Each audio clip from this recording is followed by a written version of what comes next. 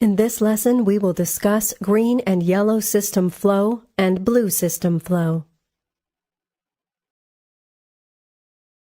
In the green and yellow systems, the fluid flows from the reservoirs to the engine pumps through the fire valves.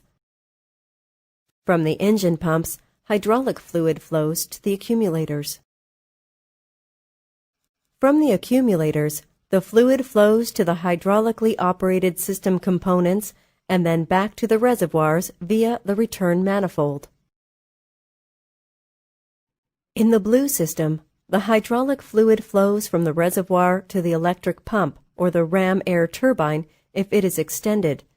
Then it flows to the accumulator.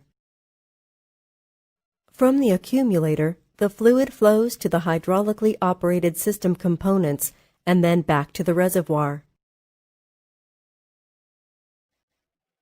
In this lesson, we have discussed green and yellow system flow and blue system flow.